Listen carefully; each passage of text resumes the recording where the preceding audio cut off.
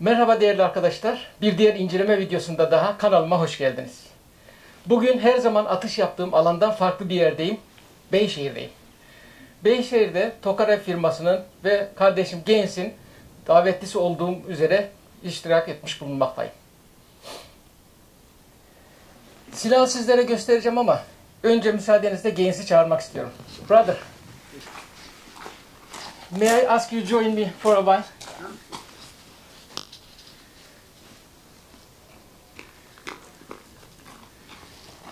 This is your nick. Okay, where do I hold it? What do I do? I can. Yeah. Okay. Kanalımda İngilizce konuşan ve dinleyen pek çok arkadaşım olduğu için Gains'i çağırmış bulunmaktayım. Gains, you are design this rifle. Yes. Can you tell us what's the difference, Tokarev? The main differences in this gun is in the gas system. Of course, you can't see with the handguard on. But what we have is we have a two-stage gas system in here. So you have a dual piston system. The first piston is the one that is used to give the pressure that it takes to cycle the bolt. Okay, and so the other piston is an exhaust system, and it's variable. So depending upon the pressure of the load you're using, it may exhaust a little gas or more gas. But the whole point is to keep the gas the same that's needed to operate the first piston. And any gas beyond that that's not needed is released. So when you're shooting anywhere from a 28 gram to a 50 gram, that amount of gas pressure released will change. It'll increase with the pressure of the shell, which also reduces the recoil. So it makes it much easier. You don't have to do any adjustments at all. All you have to do is put whatever shells you want in the magazine in whatever order that you want, and the gun will run them all the same. Thank you so much. You're welcome. My channel, there's a lot of English speakers, followers. Yes. I can't speak English well.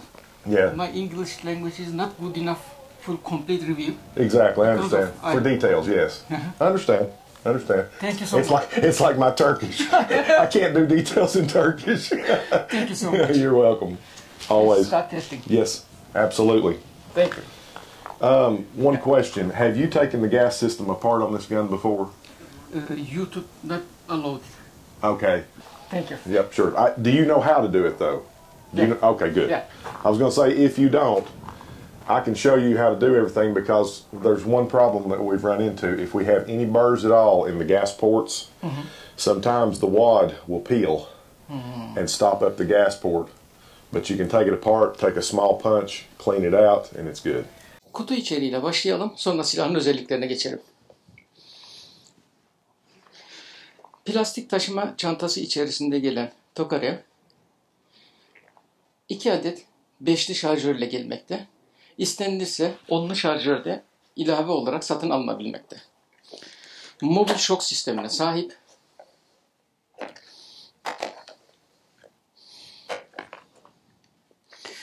Mobil şoklarda 1, 3 ve 5 numara olmak üzere şoklar görünüyor. Söküm için gerekli olan aparat ve kurma kolu. Kurma kolu da 2 taraflı olarak takılabiliyor. Değerli arkadaşlar, silahların rodajlaması ya da ilk atışlarıyla ilgili bazen sorular geliyor. Silahı ilk aldığınız zaman en azından bir kutu kadar yüksek gramlı fişek atarsanız silahın mekanizmasının çalışması daha düzgün hale gelecektir. Yani silahı ilk aldığınızda direkt 24 gram attığınızda takılma olabilir. O nedenle onun yerine ilk etap önce 36 gramla atışlarına bakalım. Bakalım piston sistemi ve dipçik pedi geri tepmesinde gerçekten rahatlama sağlıyor mu? Bir diğer husus, yeni şarjörlerde, örneğin 10 kapasiteli bir şarjörde tamamını doldurarak atış yapmaya başladığınızda şarjör yayı henüz sert olduğundan ilk atışlarda şarjörde takılma var gibi olabilir. Bu nedenle ya üzerine 10 fişek basıp bir miktar bekletmeniz lazım, yahut ilk atışlarda 7-8 fişekle yapmanız daha rahat olacaktır.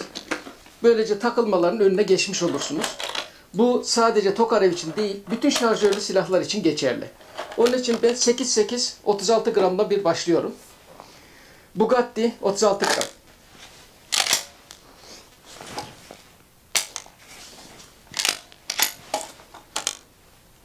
Oturtmazsam böyle olur.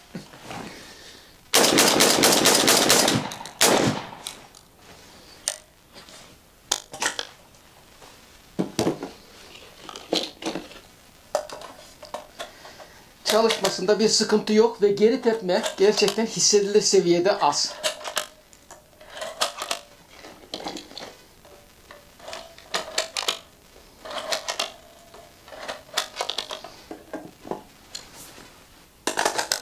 Bu sefer şarjörü tam oturttum.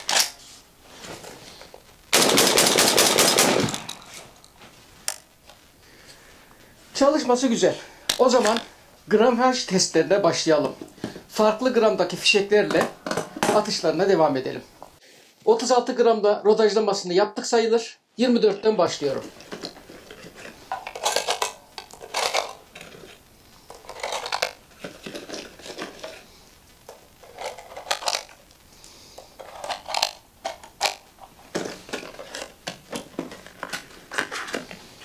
Ve 28 gram.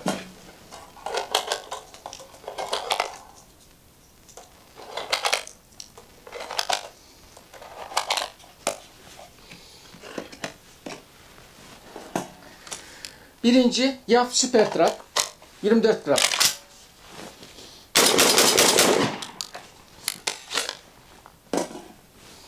İkinci Yaf 28 gram.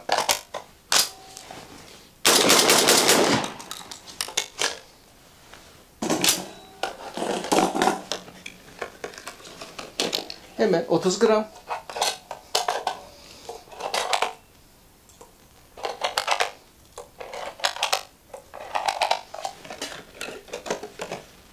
Ve 32 gram.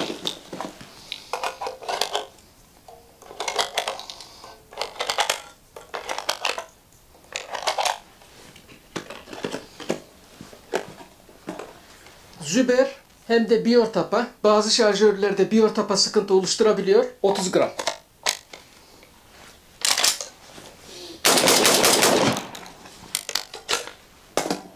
Hiçbir sıkıntı olmadı. Yaf 32 gram.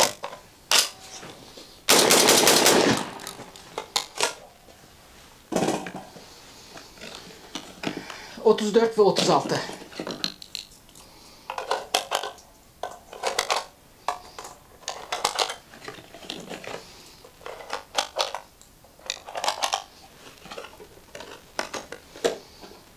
Evet, 36.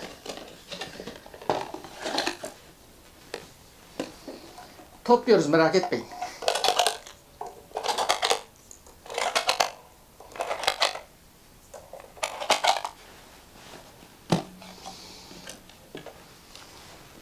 Yaf 34 gram.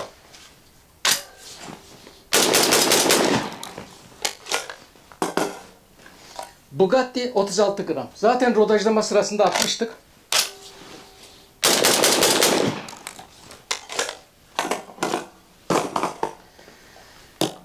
Ve hava koşulu ne olursa olsun atarken biraz endişe duyduğum 50 gram.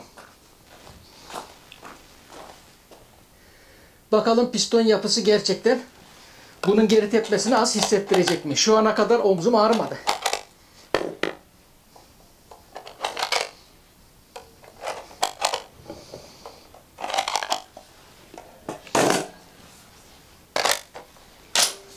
Yaf 50 gram.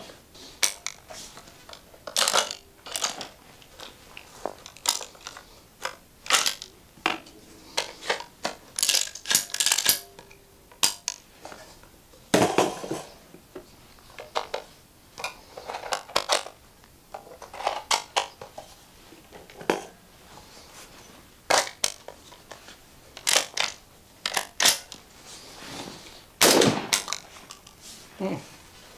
50 gramda bir tane takılma yaşadık. Dedik silahtan mı? Şarjörleri değiştirdik vesaire. Yine aynı. Patlamayan fişeyi defalarca denedik. Şöyle göstereyim.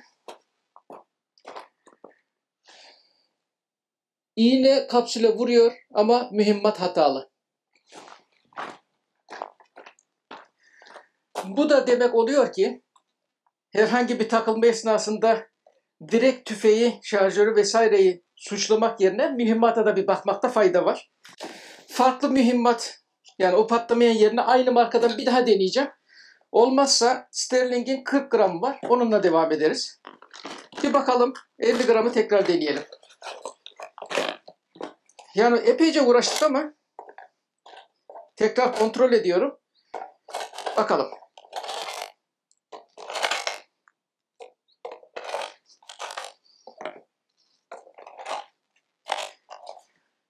Olabilir. Hepsi fabrikasyon üretimi. Dolayısıyla mühimmatta da başka şeyde de arıza çıkabilir.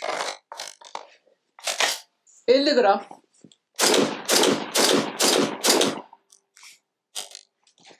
Gördüğünüz gibi mühimmat hatası nedeniyle bir kez takılma yaşadık. Şimdi farklı gramajlarda karışık atışlara başlayalım. Ama atmadan önce bir de şu Sterling 40 gramı deneyeceğim.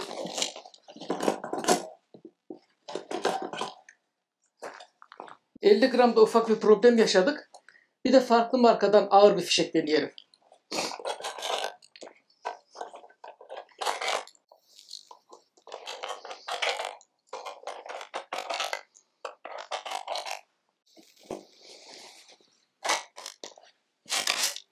...40 gram. Gördüğünüz gibi bir problem yok. O zaman hemen klasik diğer testimiz olan karışık gramaj testine geçelim. 24, 28,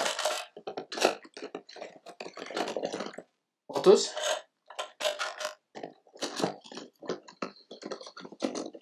32, 34, 36, 40 ve 50. Ağırdan hafife doğru bakalım nasıl atış yapacak. Onlu şarjör.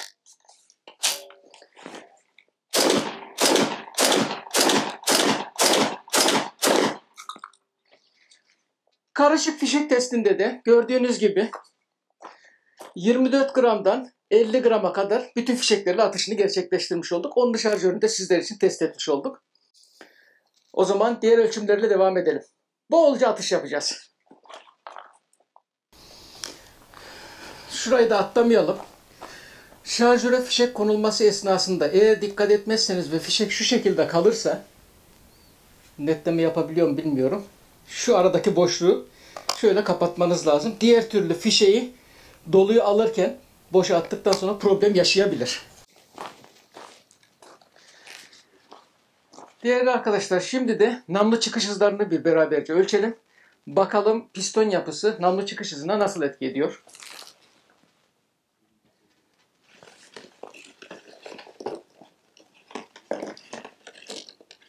Önce 24 gram fişek ile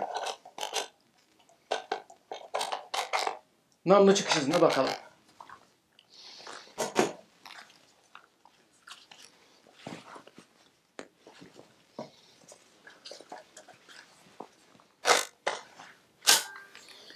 ...24 gram saçma fişeği namlu çıkış hızı.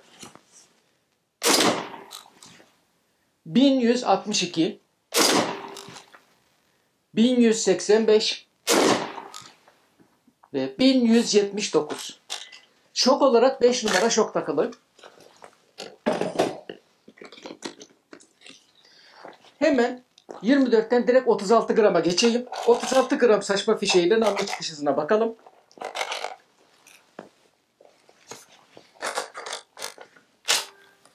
...36 gram... ...1151... ...1145... ...ve 1130. Saçma ağırlığına göre namlu çıkış hızında bir artış yok. Bu da aynı zamanda pistonun yapısıyla alakalı ama oluşturduğu güç halen yüksek biliyorsunuz. Namlu çıkış hızında bir de slug deneyelim. Yaf slug'la namlu çıkış hızını kontrol edelim.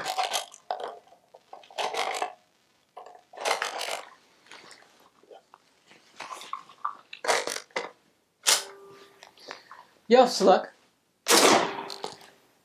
1339, 1340,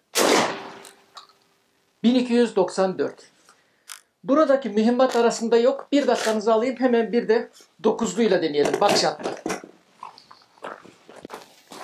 Namlu çıkış hızlarını ölçümümüzde buckshot'la denemeden olmaz. Yaf 9 pellet içeren buckshot.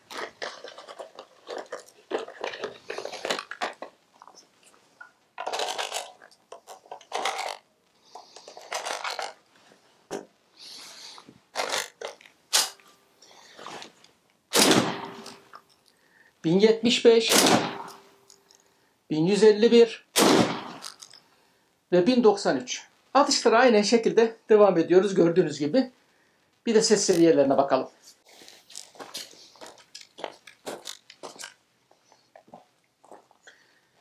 Ses seviyesi ölçümlerini de yapalım. 24 gram saçma fişeğiyle ses seviyesi.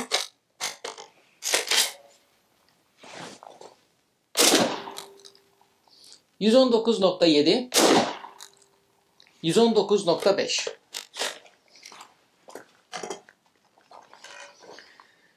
İki slug, 2 de 50 gram. Bakalım onlarda nasıl olacak.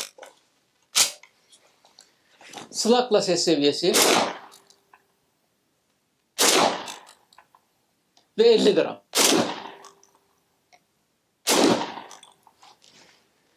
Gördüğünüz gibi 118-119 desibel civarlarında, 120 desibelin biraz altında.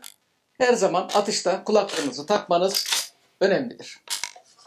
Değerli arkadaşlar, şimdi de slug atışlarına geçeceğiz. Elimizde bol miktarda yaf slug var. Burada bir diğer özelliğinden de bahsetmek istiyorum. Gaines arkadaşım hatırlattı, kardeşim.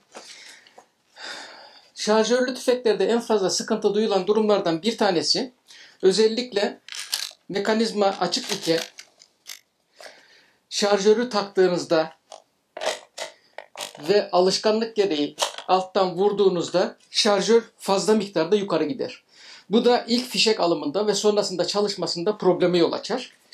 Ancak Tokarev'de böyle bir problem yok. Blok şeklinde burada iç kısımda kameradan çok net görünmeyecek, şarjörün gerektiği miktardan daha fazla ileri gitmesini engelleyecek bir parça mevcut.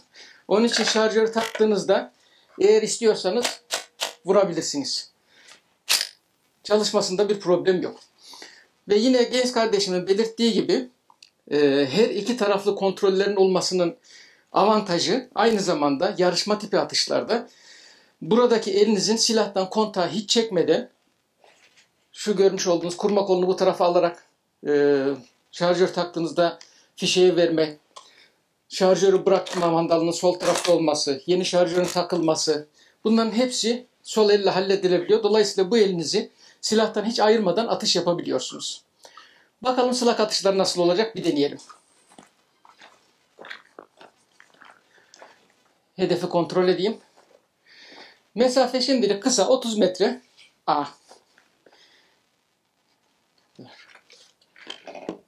Kulaklık olmadan atış yapıp kulaklık işitme kaybına sebep olmayalım.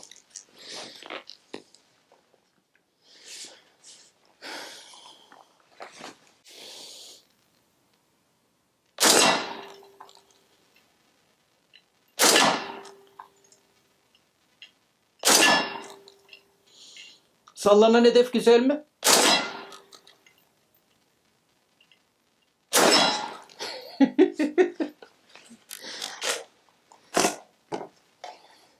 Aşağıdan vurunca güzel sallanıyor. Bir de yukarıdan vuralım bakalım.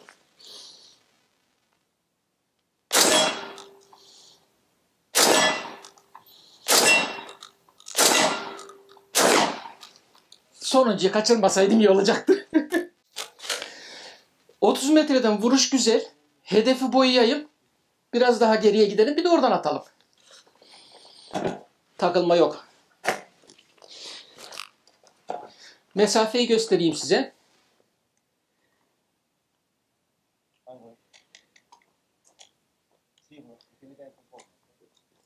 Mesafeyi birazcık arttırdım. 50 metre.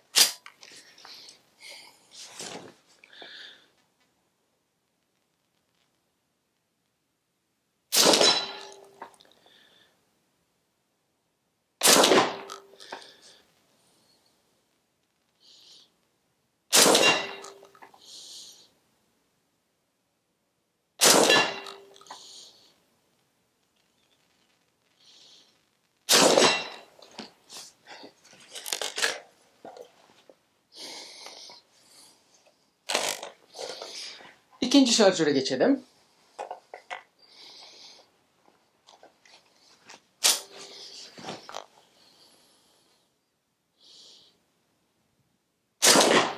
Oh.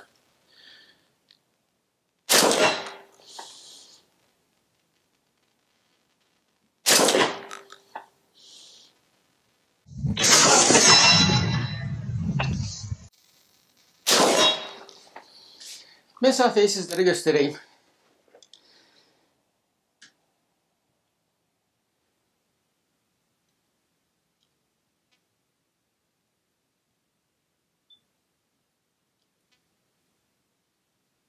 Bir de 70 metre denesem mi? Sizlere her ne kadar söylemesi kolay gelse de aslında bir yüzsüz tüfek için oldukça uzak mesafe olan 70 metre. 70 metrede bir atış deneyelim, bakalım nasıl olacak.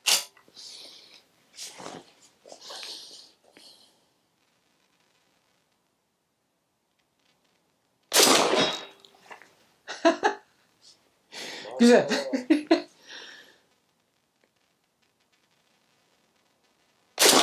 Oh.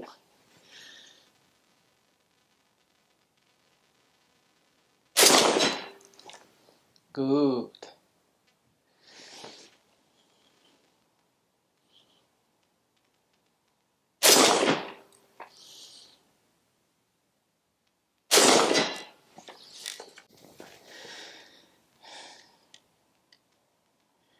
...70 metrede isabetlerimiz.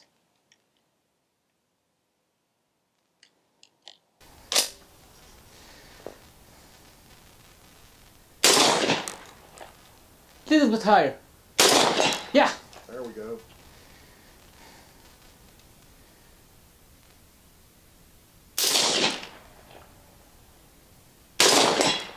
Good. That's a hard shot. Yes, definitely. Hard shot. But we made it. Yep. It's possible. Yeah. Thank you. Well, if you had an optic on the gun where you could actually zero it Yeah. to the distance you wanted, it'd be no problem because the grouping is good. Yes. As long as you have that, then it's a sight adjustment. That's all. Mhm. Yeah. Metal hedefe atışlar yaptık. Pek çok atış yaptık. Şimdi sırada kağıt hedefe atışlar var. 30 metreden kağıt hedefte grupmanını bir kontrol edelim.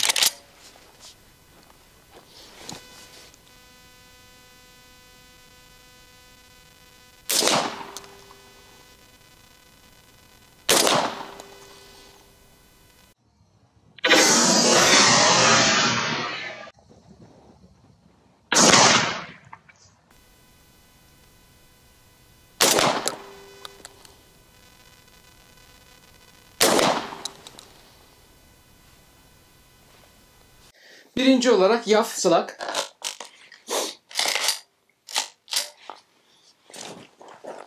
Mesafe 30 metre.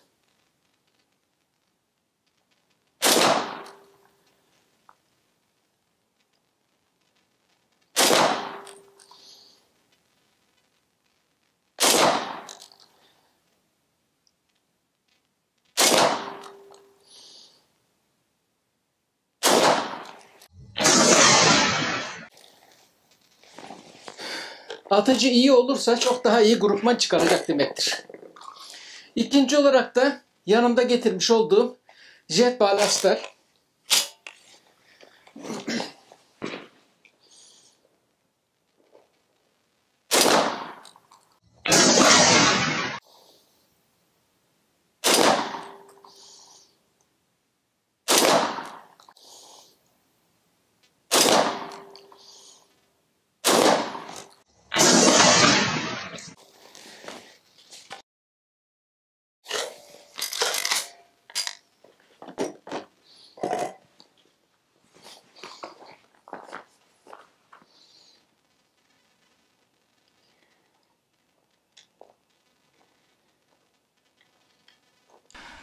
Havada hareketli hedef atışı. Tokarev.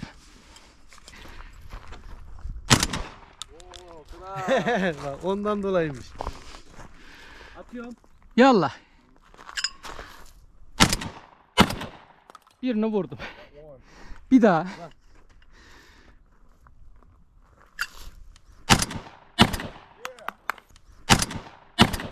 İşte bu. Değerli arkadaşlar, bir diğer inceleme videosunun daha sonuna geldik. Bol miktarda atışla beraber. Yüzlerce fişek attım. Geri tepmedeki bu rahatlık sayesinde omzumda ne bir ağrı ne bir morarma var. Normalde bütün testlerden sonra bir hafta omuz ağrısı çekiyorum. Gayet güzel dizayn edilmiş, akıllıca düşünülmüş bir ürün. Önümüzdeki videolarda görüşmek üzere. Umuyorum sizlerin de hoşuna gitmiştir. Lütfen kanalıma abone olmayı ve videoları beğenmeyi unutmayın. Sağlıcakla kalın efendim.